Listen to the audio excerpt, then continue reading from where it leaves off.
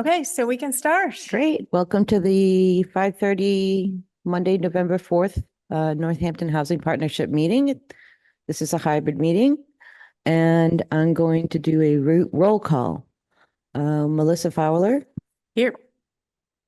Gordon Shaw, Present. Richard Abuza, Present. Hannah Schaefer, Here.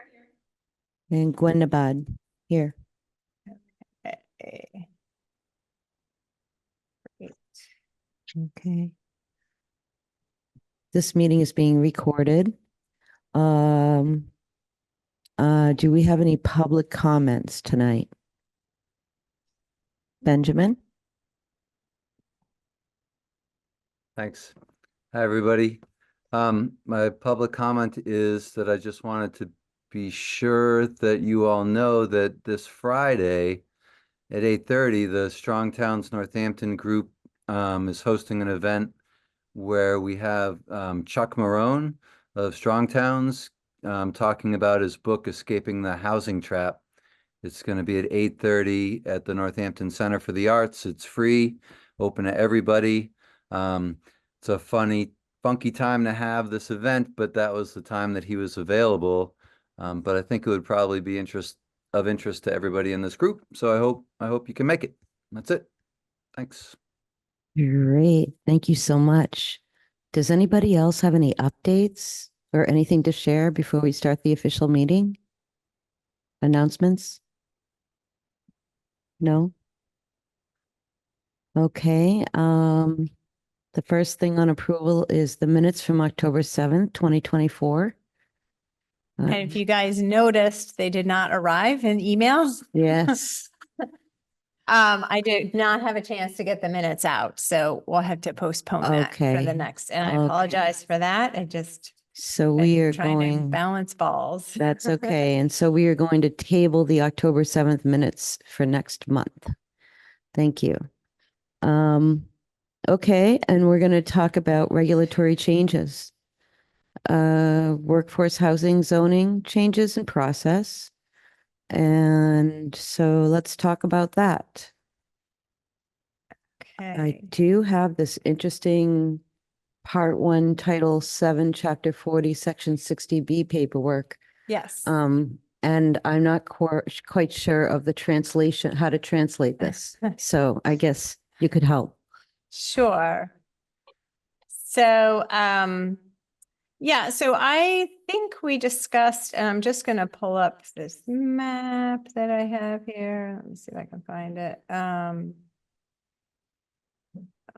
Sorry about that. Maps. Okay.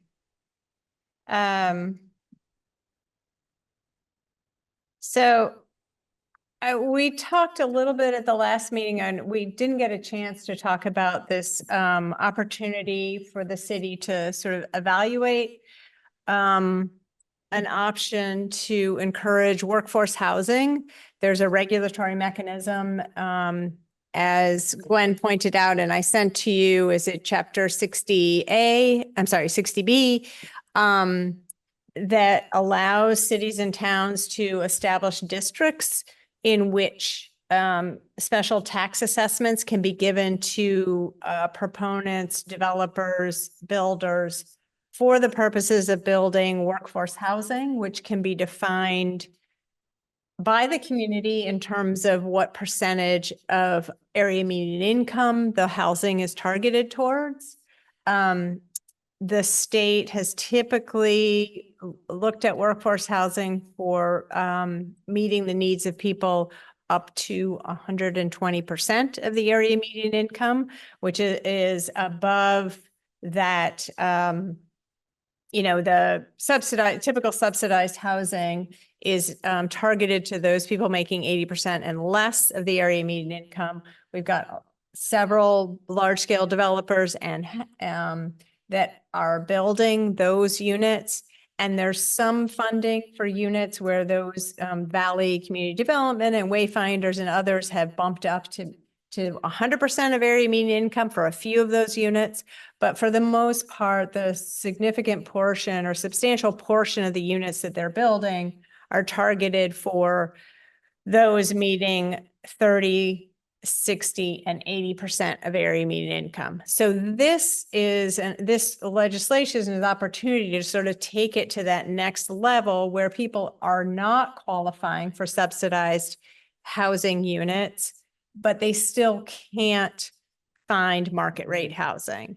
And so what I thought it would be helpful is to sort of talk about the details, talk about housing partnerships' role and interest in pursuing this process, and it would take sort of collaboration with, of course, the mayor's office and city council, because there's some city council adoption components to this. But I thought it might be helpful to run through sort of the structure of the special tax assessment and what we've looked at preliminarily as a potential zone, because the initial the special tax assessment legislation says that the cities and towns that enter into these arrangements have to create a plan for what type of housing they want to build. And the plan includes a geographic zone in the city that where there's an anticipation that this housing could be built, and then develop details with specific developers about what kind of tax reduction. And it's it's modeled on a TIF kind of concept where you have a reduction in your tax debt. Essentially what you owe in taxes can be reduced for a 5-year window. The first 2 years of that 5 years can be a complete 100% sort of tax free period. And then for years 3 to 5, there's sort of a gradual increase in your in the tax for that parcel. But all of that is sort of established in the agreement with the developer, as are the details of what kind of housing you want to see being built there. And typically this is going to be rental housing. And the interesting thing about this legislation is that they really want you to be working with an actual builder, at least to establish the zone. And there may be other builders that come along, but I think it's the idea is that this will result in housing as opposed to just sort of creating a zone in which you might get something. They really want you to have a plan for who the potential builders might be that would come in and build that kind of housing. So before Keith went on leave, he went through and sort of created these maps, and I'm going to share my screen. Let's see here. I'm just going to get rid of this.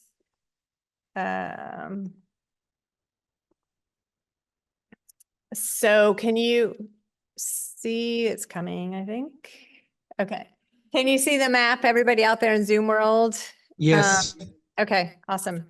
So it may be hard to see, and I can pull up a different version of this, but I'm going to zoom in a little bit. And so what you're seeing here is an area outlined in red that is oriented where north is to the left and south is and to your right. But if you can see in the aerial on the right-hand side of the screen is, sorry, just scoot this down, is the roundabout at Cons and Pleasant Street. So the red boundary would be the dike there, right when you come off of the exit, and encompasses our gateway zoning district, which is a mixed-use commercial district. And then follows basically the Pleasant Street into King Street spine for a north-south direction. And then going east-west, it encompasses Main Street from essentially just west of the cemetery or Bridge Street School, and then over to Smith College, the gates of Smith College on the west, and all of this core sort of downtown area. There are three highlighted points in here for sites that might be appropriate for such an incentive for housing that we've identified. One is on the east, which is Hawley Street. Hawley Street is, this site in particular is the parking lot of the former St. John Cantius Church. And O'Connell Development had asked initially if we were going to be developing a special tax assessment for workforce housing because they're interested in building workforce housing there. And so that could be sort of that initial developer that we're supposed to identify. I haven't had a conversation with O'Connell's in a while because we told them we were going to look into this. And so basically we're just sort of at this starting point here. So that's one red dot there. The second one is 33 King Street that's identified here, which is of course the old probate court property. And then as you move up, the old Honda site might also be another opportunity for a special tax assessment. I would add a fourth dot to this Con Street property, the former Gazette property, to this as a potential site for sort of larger scale, higher density housing opportunities. The reason why that's not on this one is that sort of, and of course there may be others as well, but I think these were sort of the initial spots that we were thinking where we might be able to induce, it might be enough of an incentive to allow for a builder to feel like it helps with the pro forma.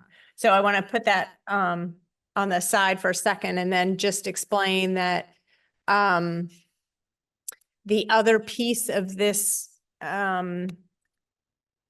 special tax assessment process is that if not only can developers get a tax relief from the city for a 5-year window, but the same developers are also eligible to go to the state and through mass housing and get up to $100,000 per unit as either grant or loan, low interest loan.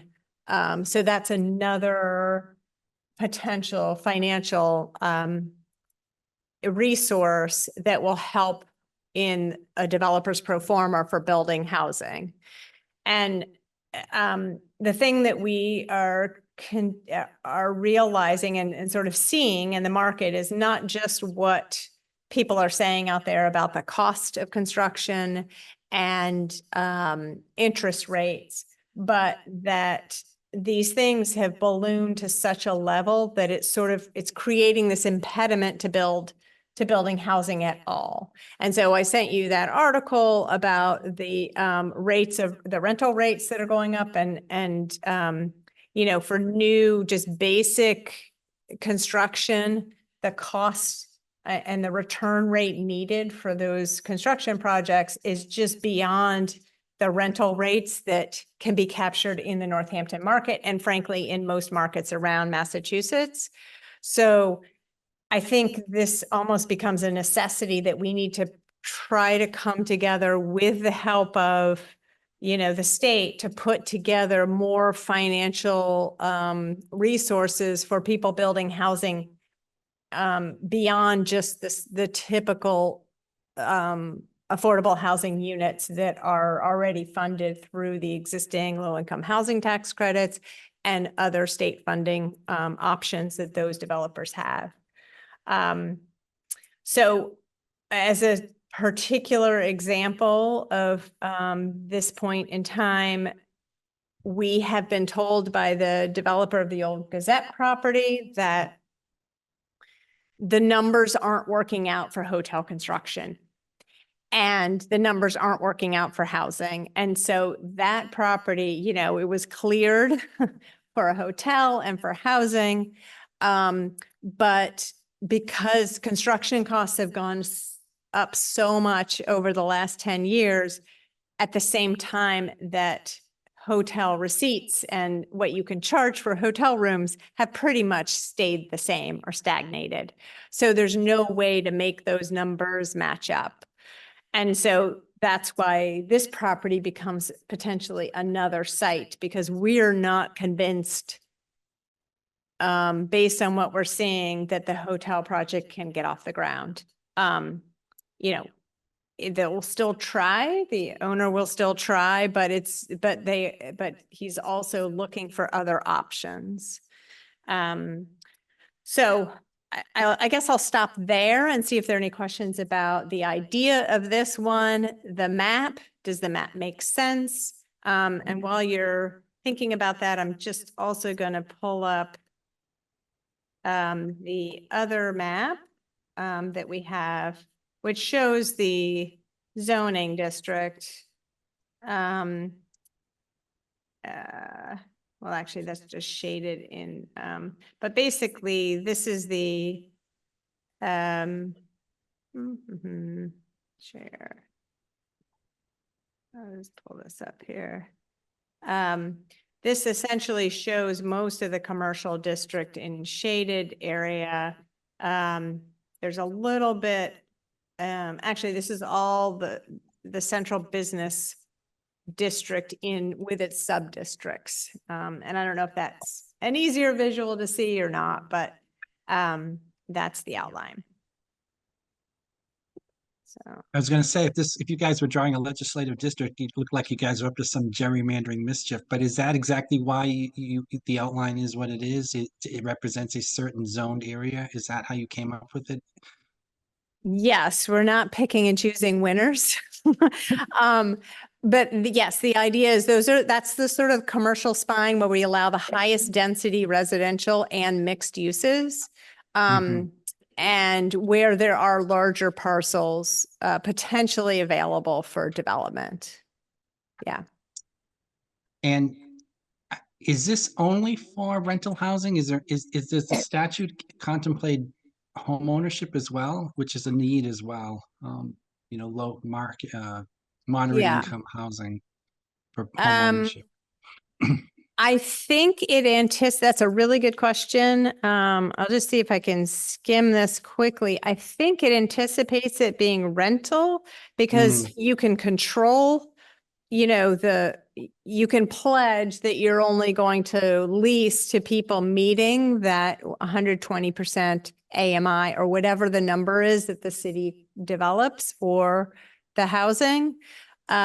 Whereas if it were ownership, then it becomes a little bit more complicated to track that. So the first owner, of course, you can get in, but if someone transitions in that, say, second year, you know, then you're into a place where you have to track that and make sure that that person sells to another eligible entity. Yeah, and there's deed restrictions and stuff that you can put on it, but it's complicated to enforce it. Yeah. It's interesting because I know when we talk about workforce housing, what first comes to mind is home ownership more than rental housing. But this is targeting this statute. This whole plan is really about building income rental housing for moderate incomes. Right. And, you know, as I think you may know, but now the even subsidized rentals are, you know, approaching $2,000 a month for people at 80% AMI.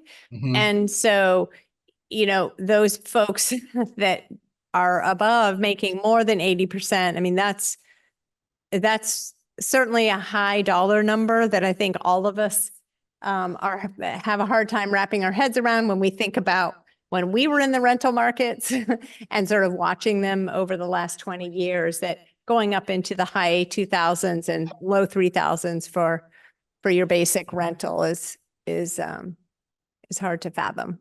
So.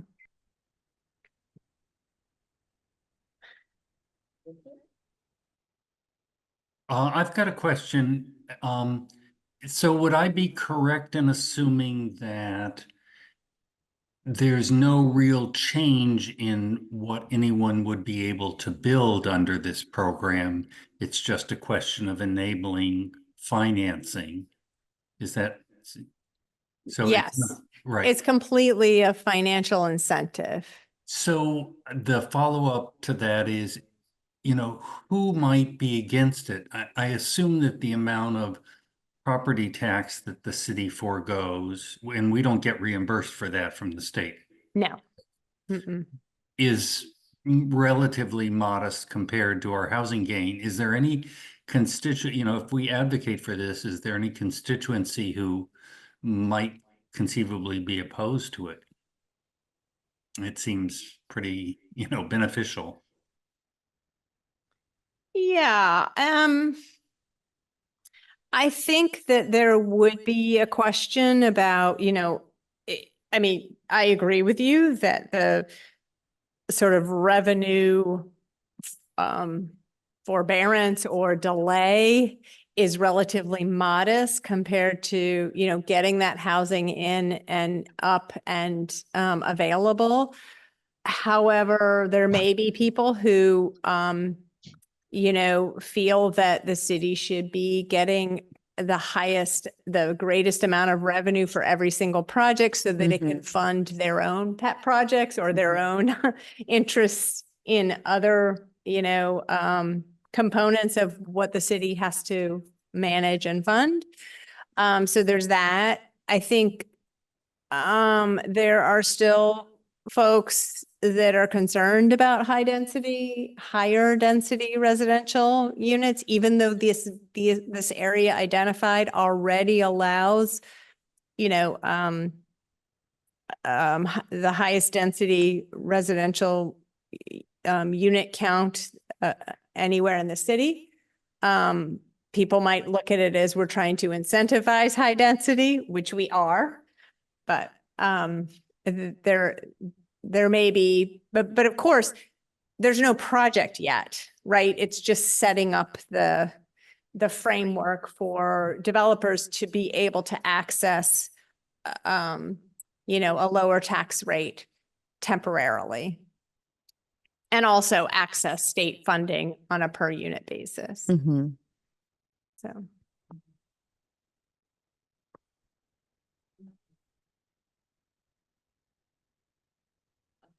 Have you given thought to other parts of the city that might have more space where development could happen?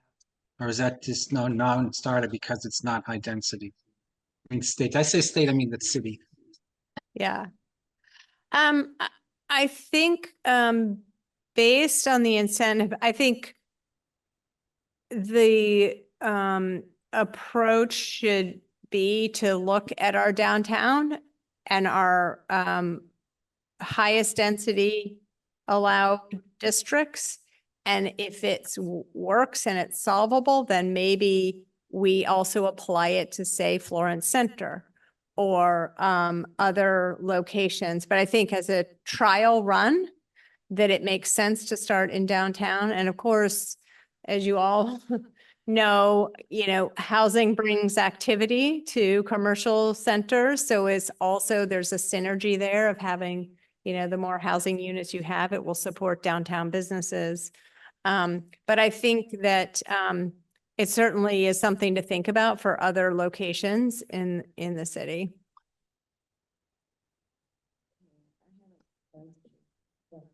Okay, sure. Can you turn your green button on?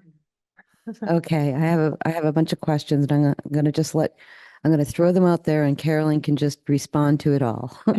So, would some units be 40B or subsidized or specifically for Section 8? Would they be strictly market rate? If they're getting that tax break? And then another thing I'm sort of visualizing is almost like, could it be a mixed use as in like a worker space and with office spaces on the first floor? And then, workers living upstairs. That's sort of an environment or an atmosphere with, Yep. So sort of like mixed use in one building. Okay. So, we do envision that this could be used in combination with other funding mechanisms. So for example, a community builders or wayfinders might build 100 units of housing and maybe target 10 of those units or 15 of those units to be workforce housing units. And then 75 of the units to be at 80% or below area median income. So then they can access other funding sources. So absolutely, I think you could use it as a mixed income.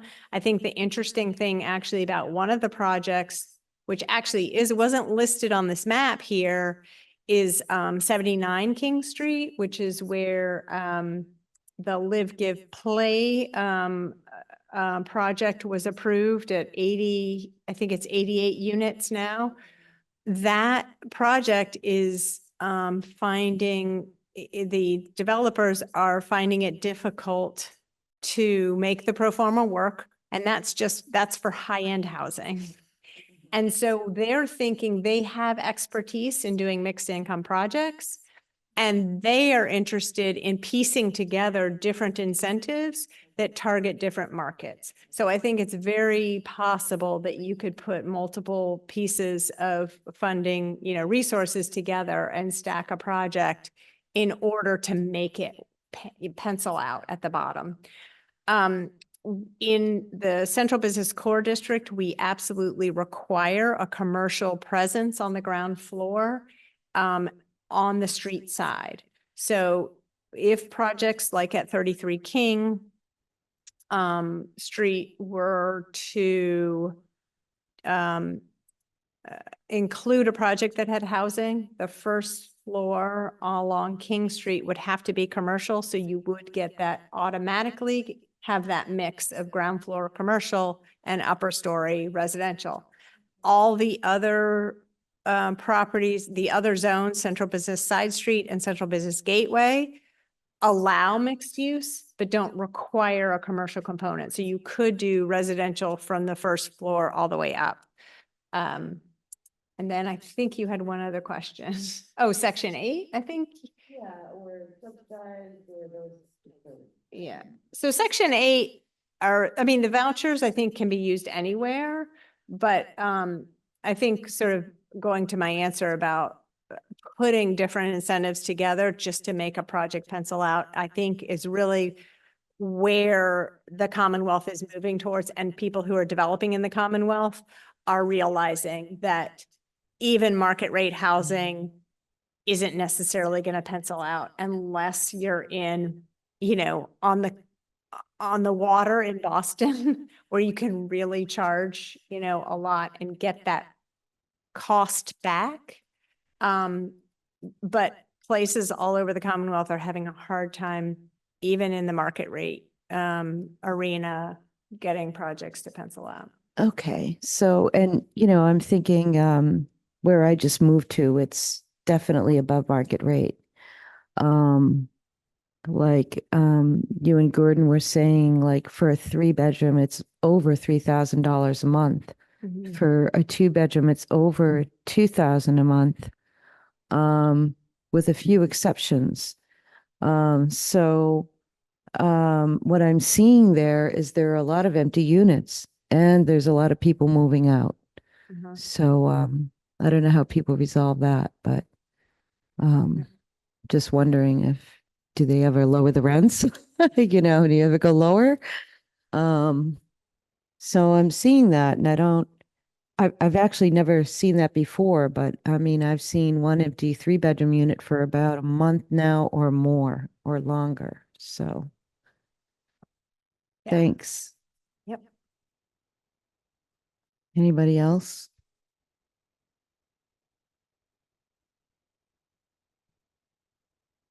Okay.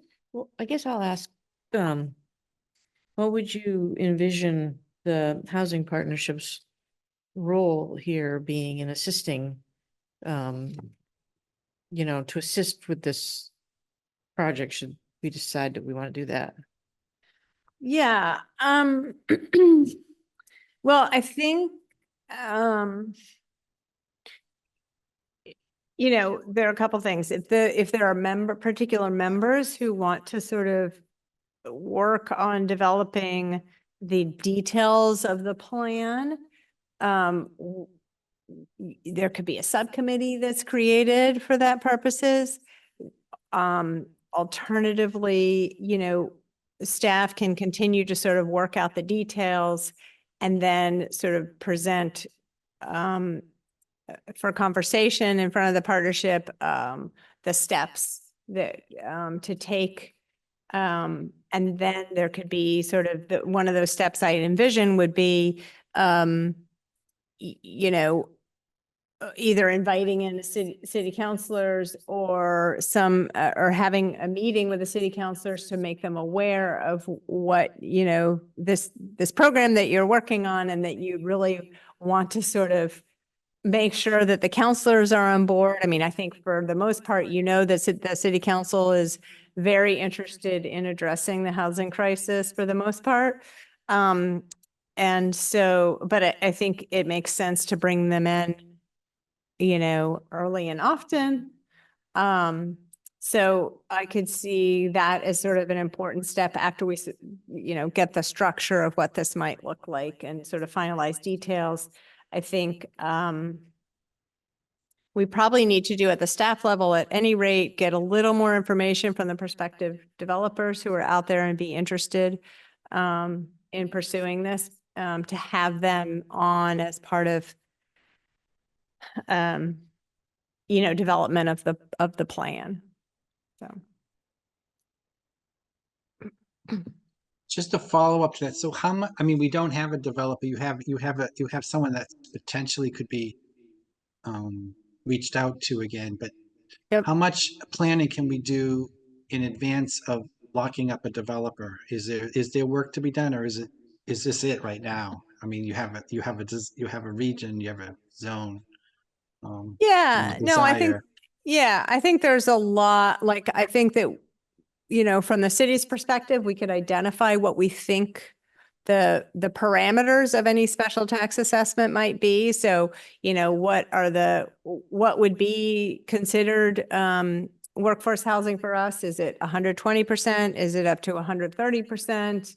Are there different tax breaks depending on whether you're at 120 to 130 or 80 to 120? So I think there's some details, because I think the developers would want to know, they're going to want to know what, direction the city's going and what this might entail. And really, I think bringing the developer on is to ensure and understand, what the total number of units that developer might be thinking for a project and how many units make sense for that developer. And so we could sort of set up a structure of what we think might make sense from the city's perspective, and then have more fine-tuned conversations with that developer to say, okay, does something like this even make sense to you? Because obviously we don't want to adopt something that doesn't go quite far enough. Or maybe somehow misses the mark. Okay. Thank you. Anybody else? Yeah, quick question. Once we approve this hypothetically, is it set in stone, or can you change the parameters of it so that if you find it's not working, that you make an adjustment? Does it have to go through the legislature to be approved? I mean, the great thing about this is it's just local approval. So the city council is the legislative body that approves. And so, yes, that means it makes it a lot easier. If it's not working, then things can be tweaked. And to who's ever mentioned it before, to the point of thinking about expanding the district to different areas, that would have to go back to city council as well, but it's just city council. It's not the state legislature. Okay, I have one last question.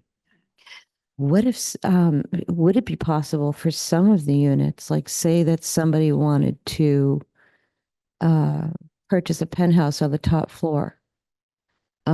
Could it be a combination of that and rental?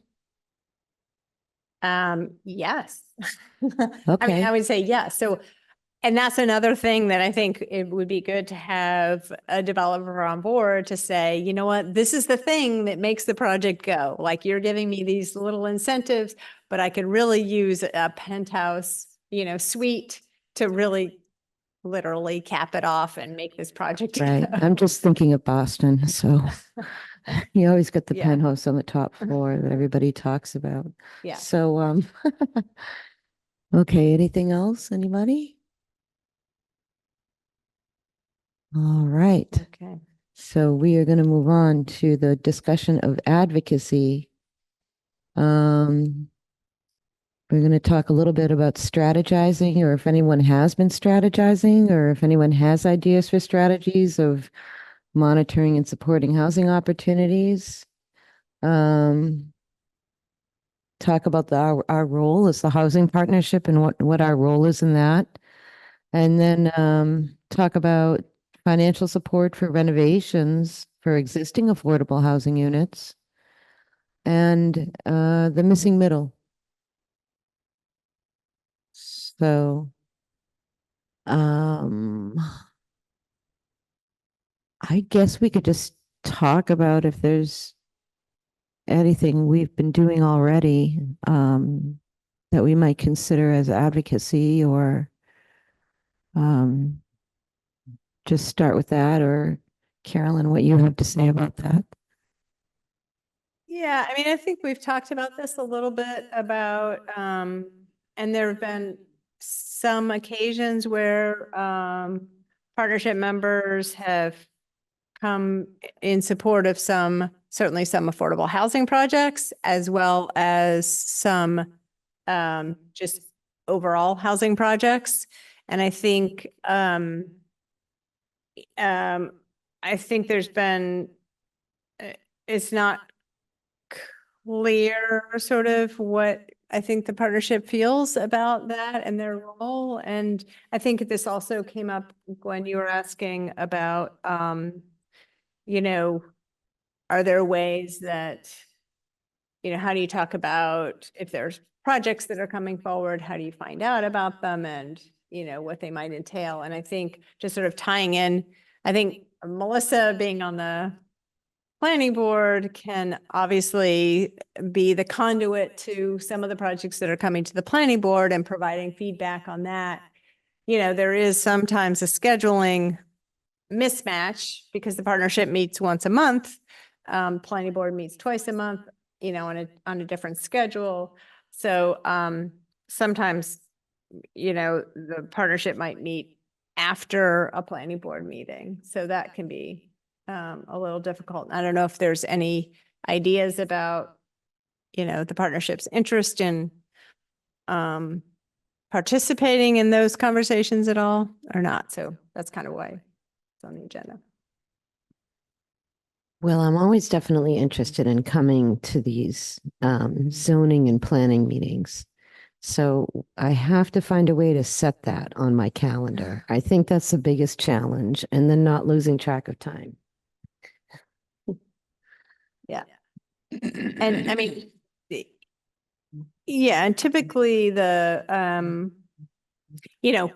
before the projects come before the boards, there's, we set the calendar 2 weeks ahead of time. So we set the hearing dates so that information can certainly be distributed to the partnership if there is an interest on the part of the members to participate. And so there is a little bit of a 2-week window, but generally the board meets second and fourth Thursday, except for November and December. It's only once a month. And I can tell you in November, there are no permit meetings. December, there might be. We're not sure yet, but there may be a couple of bigger projects coming in December. Okay. Not subsidized affordable housing, but definitely higher density housing is around the corner for a couple of projects near and close to downtown. Okay. Yeah.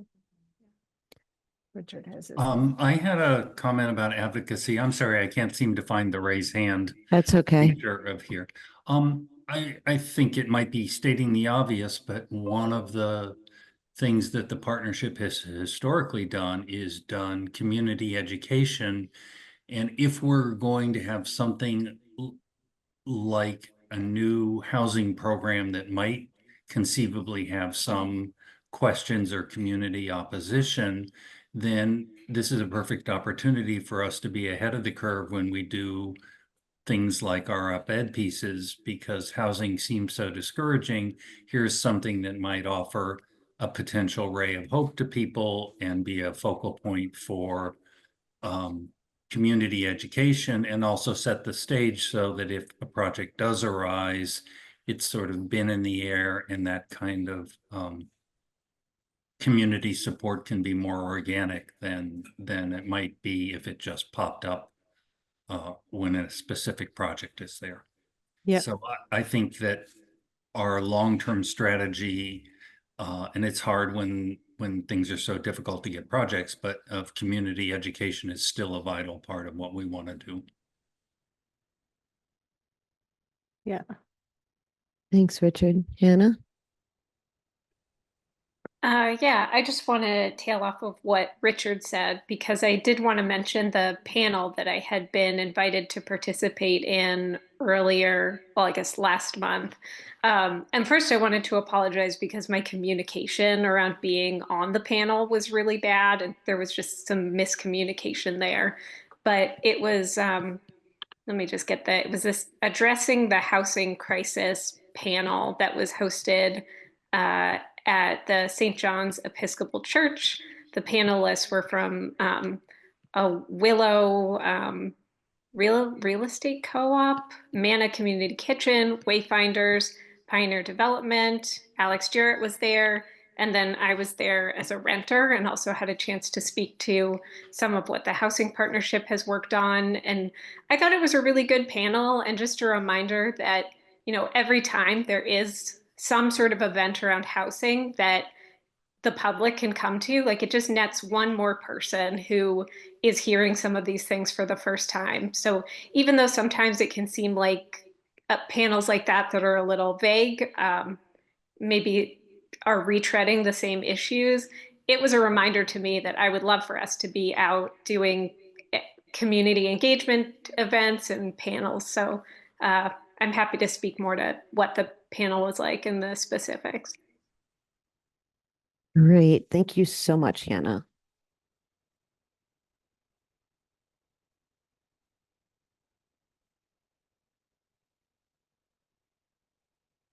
Yeah, I definitely agree with the community engagement thing. It's also kind of fun to go to these things and do like some networking and meeting people and things like that. And I really enjoy that. I'm sad that I missed it, but I'm so glad that you did that. Thank you. Thank you. Thank you. Well, no, I think Friday, the event that Benjamin described is another one, Yeah. such of those things that may capture yet a different audience. Sure. And so I think it's certainly beneficial to hear what people are saying and their fears and concerns about housing, but also the needs and all the complex components that go into housing Mhm. and building housing, and the fact that we're sort of at this, critical point now where the demand is so high, but the cost is so high, and we can't seem to bridge those two things. Mhm. Right. So I'm definitely planning on going on Friday just Yeah. to sort of hear what people have to say. What time is that again? I think it's at 8:30. 8:30? Yes. I have it on my calendar. 8:30. 8:30. All right.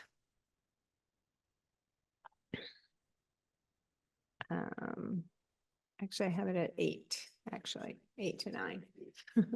8 to 9. Yeah. Okay. Okay. In terms of financial support for renovations for existing affordable housing units. Okay, well, don't get me started on the Affordable Housing Trust Fund, but, but, I think, like, so what, Mass Housing has some funding or advocacy for that, or how would we go about approaching that? Well, I mean, I think this has arisen because there are some funds that can't necessarily be used for older projects. So but yet, and of course, those older projects, it's not as sexy to renovate, Meadowbrook. But that's such an important, Right. piece of our affordable housing supply that and the buildings, were built in the 70s, horrible insulation, really not very energy efficient. So there are all sorts of reasons why those units need to be brought up to the modern era. Sure. And it's a huge expense. But and I mean, I guess the good thing is that there are lots of energy upgrade incentives that are out there that the Preservation of Affordable Housing organization can tap into. Sure. But I think it's not as, I think the financing part is a little more difficult when you're not building brand new and you're showing this sort of flashy new thing and you're really just sort of renovating existing. So I think that's an important thing to think about too, because we don't want to lose the number of units that we have, and we want to Right. support those projects as well. Sure. Now, is Meadowbrook, is it a federal housing or is it? It's managed by a nonprofit. Okay. Preservation of Affordable Housing, Inc., I think is the name of the group. Yeah. Okay. Many of the tenants there have mobile vouchers or vouchers that are administered through Northampton Housing. Okay.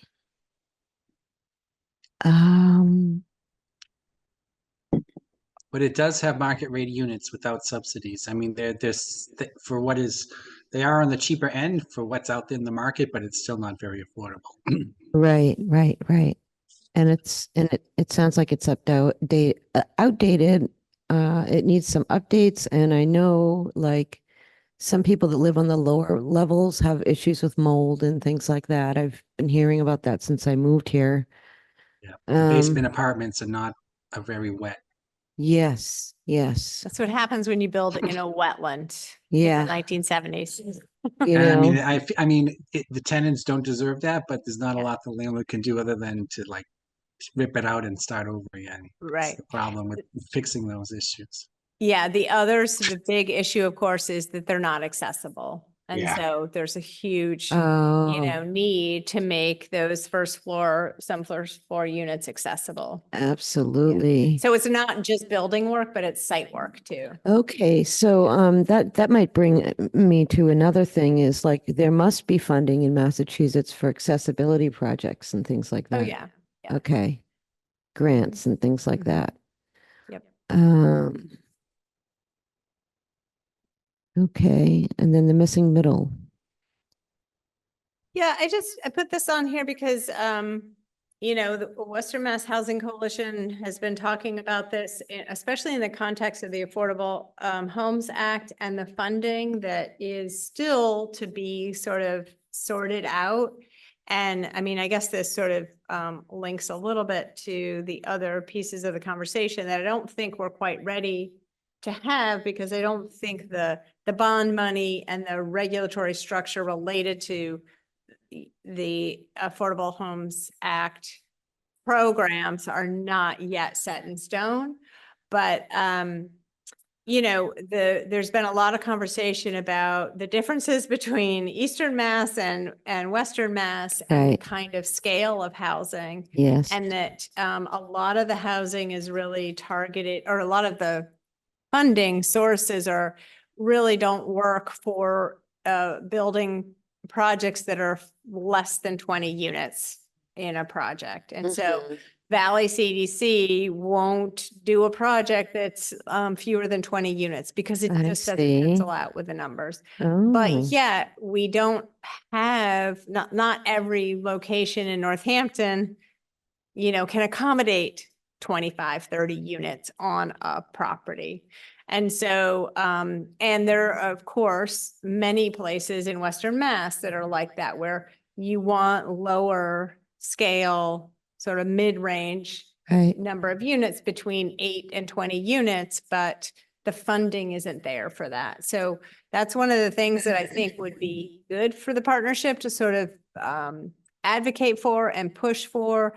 This is more sort of at the state, sort of looking at the HAA and the housing bond bill money and to say, look, those monies should be released for smaller scale projects so that not only will they fit in other communities, like the smaller, more rural communities, but also Right. in other places in Northampton where, we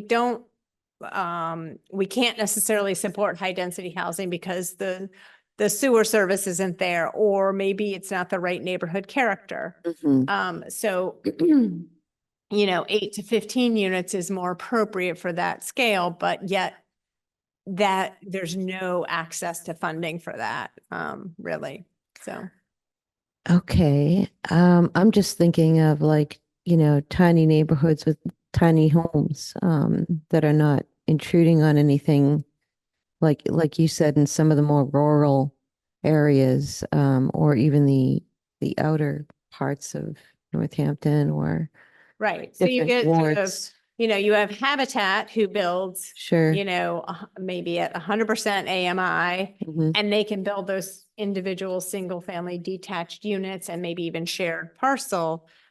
But there's that, and then there's the 20 units, and there's like nothing in Right. between that can get funding. I see. Yeah. Right. Mhm. And part of it, I think, is just sort of keeping tabs on where the state is in setting up those rules for how the bond money is going to be, allocated through different departments. And to the extent that it's possible to advocate for the money to be targeted or allowed to be used and sort of incentivized to be used for those sort of missing middle projects, Okay. that would be, I think, valuable. So maybe CHAPA has something going on with that, or a working group or something, or Yeah, or even, Yeah. so the Western Mass Housing Coalition is. oh, Western Mass. Yeah. Carolyn, do you know if the housing bill has money for public housing renovation? Is there, They- I don't even know, because I hear all the time about how Florence Heights is massively overrun with mold and Oh, mildew yeah. there. And I just don't know if there's money. I mean, it's a problem that it's more than just painting over the surface, which is what I hear the Oh, yeah. tenants complain about, that's all the landlord does. They come Yeah. in, they just paint it Yeah. over. They don't actually deal with the real source of the problem. So do you aware that there's money out there to help housing authorities? Because I get it that they're cash strapped. That's usually the main reason why they can't do the real repairs that they need to do. Answer is yes. In fact, this housing bill is putting in the most amount of funding, ever, in the history of Massachusetts into capital improvements for public housing. What I encourage residents to do is to follow exactly where the money is going, because they might say, well, we're going to do the windows instead. And I agree completely that the flooding and the money that is seen at Hampshire Heights and Florence Heights, which is family housing where children are, is a huge problem. It's not a new one. And so, my hope is that the housing authority does spend a significant sum of that money on family housing and improving those basements. Yeah, there are sort of two, at least from what I understand it, from looking at the information out of the bond bill. And again, it's a bond bill, so I don't know how, we don't know yet where that money's coming from. and how it's going to be distributed and who's dispersing it. But there's money for sort of public housing initiatives, which I think may be sort of new things that the housing authorities or public housing can undertake. And then I think it's maybe doubled the amount of money that was previously there for public housing, renovation projects. Right, but it kind of equals out to be the same because the cost. The cost has gone up. Yeah. So it could just even itself out. But So, and it's of course, the something. housing authorities also, not that it's, not that it doesn't have its own limits, can tap into federal, to HUD money Sure. for projects too. So, Right. Now Florence Heights is federal. That would be HUD. And Hampshire Heights is state. And so not sure how much money from the bond bill would go from the state bond bill would go into federal housing for Florence Heights. So that's something I will personally definitely advocate for somehow. Hmm. I'll check on that too.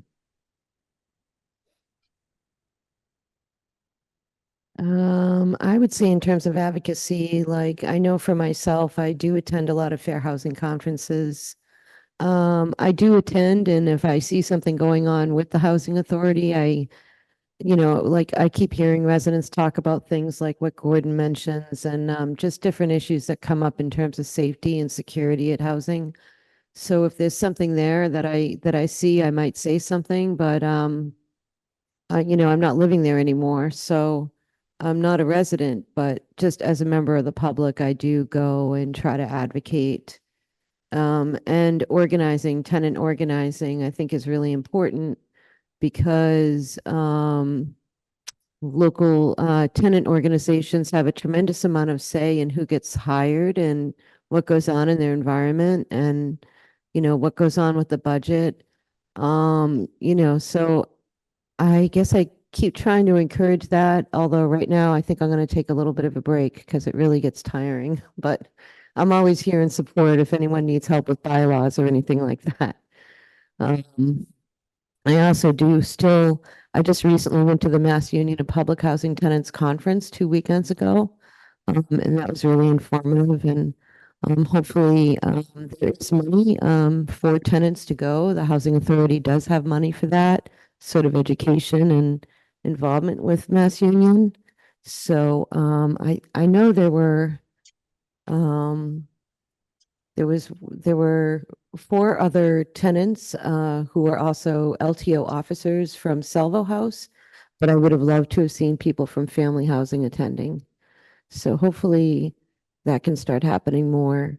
I also have attended a listening session with EOHLC on the development of the fair housing part of the housing bond bill, and they're folding the fair housing into the housing bond bill. So there's some work around that. And then I guess that's it. That's all I really have to say. And then the final thing is legislation and housing data, latest construction cost analysis, and Affordable Homes Act. If there's any more to go through there. Yeah, I think we kind of Mixed it all in. Yeah. Yeah. So, is there anything else that anyone has to say or anything to add to anything to our discussions tonight? I'm just wondering if there's any talk of reintroducing the bills that didn't pass in the last legislature, the ones that we spend so much time advocating Yes. for. And we know that Great question. our local people are in favor of it, but it just Right. seems like those are 2 potential sources of revenue that Uh-huh. we were hoping could be tapped into for supporting housing in whatever way we could figure out how to use it. Right, I don't think we should ever quit on any of that. Right, so that is the fair share. That would And, be probably going to the Senate, our state rep and senators. okay. Uh,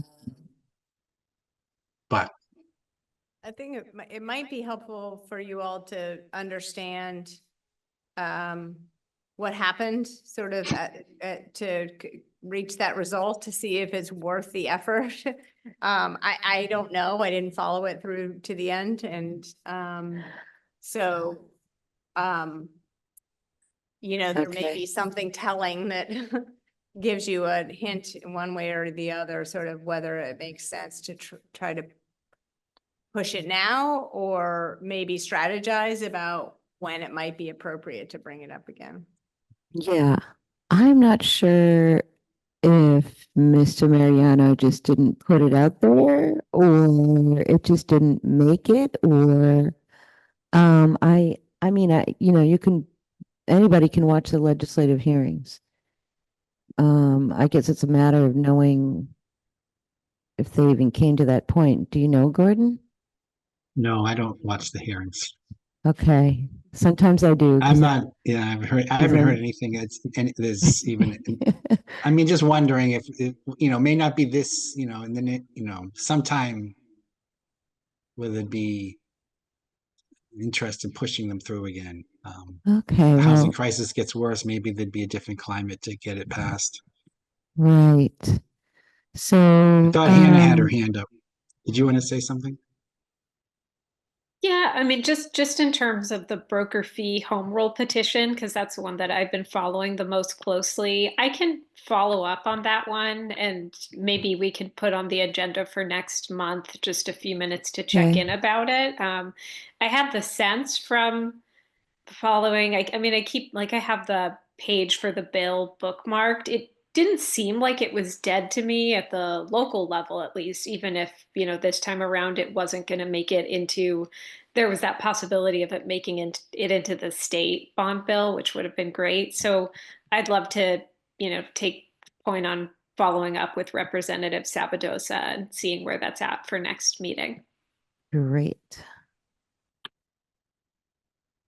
Are you thinking that we could ask Lindsay to come in, or? Oh, I mean that would be a really nice idea for the future. Probably not for next month, but I'll at least reach out. I can ask both if people are. I don't know if that's something that we have to vote on. The idea of asking Lindsay if she wants to attend a future meeting. I mean, I would love to hear from her, but I'll at least email and ask about the broker fee home rule petition. Okay.